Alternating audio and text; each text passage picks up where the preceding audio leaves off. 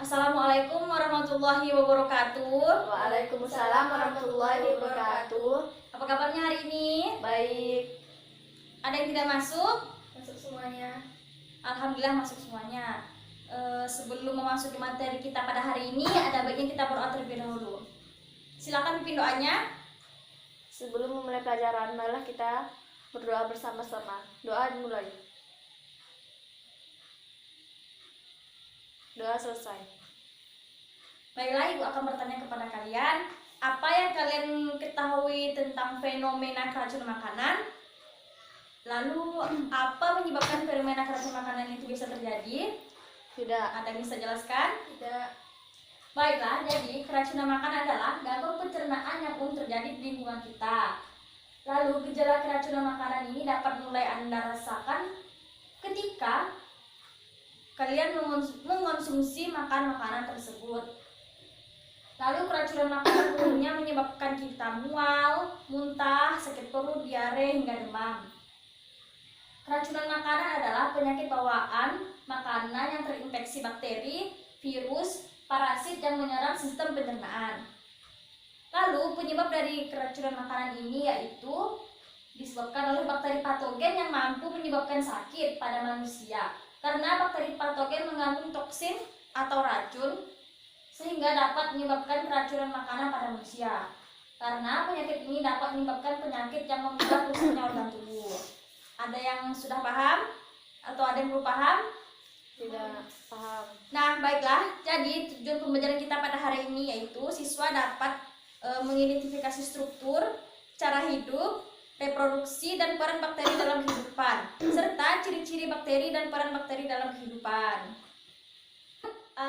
Ada yang bisa menjelaskan pengertian dari bakteri?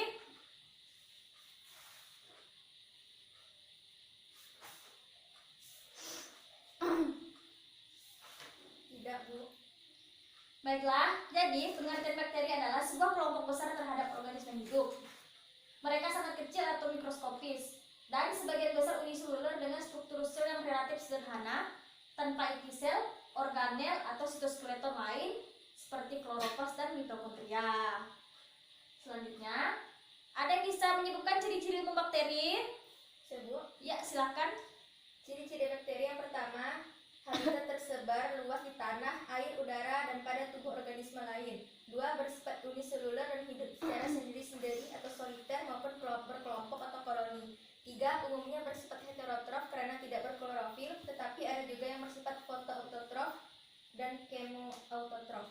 Yang keempat, termasuk organisme prokaryotik, artinya tidak mempunyai membran inti. Yang kelima, sel tubuhnya dapat menyekresikan lendir ke permukaan dinding selnya. Dan yang keenam, pada kondisi yang tidak menguntungkan, bakteri membentuk endospora dan membentuk kapsul atau bakteri yang berkapsul lebih sering bersifat patogen. Nah, benar sekali. Jadi, ciri-ciri umum bakteri yang pertama itu habitatnya tersebar luas di tanah, udara, air, dan pada tumbuhan organisme lain. Lalu, bakteri ini bersifat uniseluler dan hidup secara sendiri-sendiri atau soliter maupun berkelompok ataupun koloni. Lalu umumnya itu bersifat heterotrof karena tidak berklorofil, tetapi ada juga yang bersifat fotoautotrof dan kemoautotrof. Lalu organisme prokaryotik artinya tidak mempunyai membran inti. Nah, jadi bakteri ini tidak mempunyai membran inti atau yang disebut dengan prokaryotik. Nah, sel tubuhnya ini dapat menyekresikan lendir ke permukaan dinding selnya.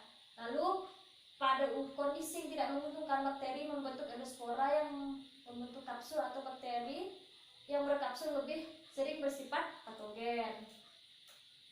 Lalu selanjutnya itu ada struktur tubuh bakteri. Struktur tubuh bakteri ini dibagi menjadi dua, ada struktur dasar dan ada struktur tambahan.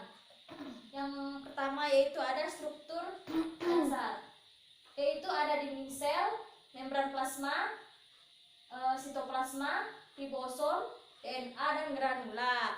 Bisa kalian lihat di depan sini, ini adalah struktur dari bakteri. Yang pertama ada dinding sel.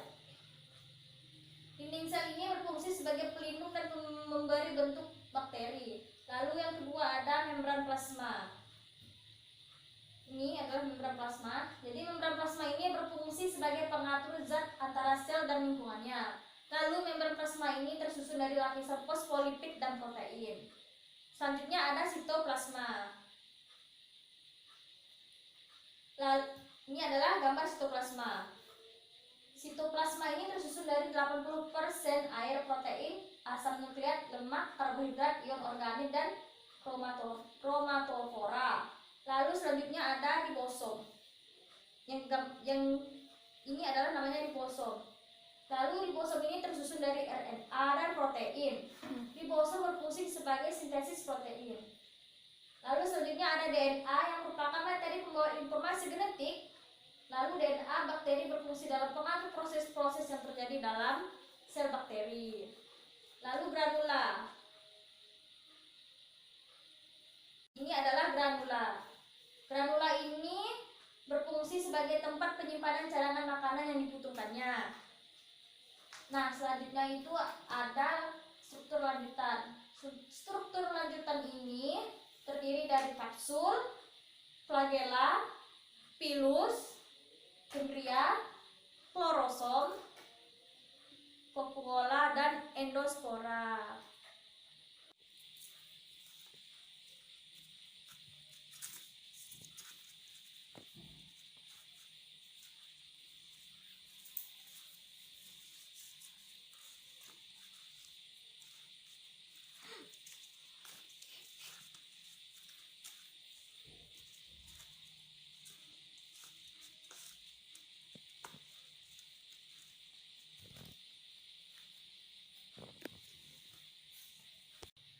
Apakah kalian sudah selesai menyusun puzzle-nya? Sudah. Lalu soal diskusi yang kuberikan tadi sudah selesai mengerjakannya? Sudah, Bu. Baiklah, jika sudah selesai, perwakilan kelompok maju ke depan untuk mempresentasikan hasil diskusinya. Silakan maju ke depan. Baiklah, saya akan menjelaskan hasil diskusi review dan penerapan 2 nomor 1 dan nomor 2. Jelaskan yang dimaksud dengan konjugasi. Baiklah, terima kasih kepada perwakilan kelompok yang telah mempresentasikan hasil diskusinya. Silakan perwakilan kelompok untuk duduk di tempatnya masing-masing. Lalu ada yang ingin ditanyakan? Sudah. Baiklah, jika tidak ada, kita akan tutup materi kita pada hari ini. Baiklah, sebelum Ibu menutupnya, ada yang bisa menyimpulkan materi kita pada hari ini? Tidak. Baiklah, jika tidak ada, kesimpulannya itu bakteri adalah sebuah kelompok besar terhadap organisme hidup. Mereka sangat kecil atau mikroskopis. Lalu bakteri ini sebagian besar uniseluler dengan struktur sel yang relatif sederhana tanpa inti sel, organel sel, atau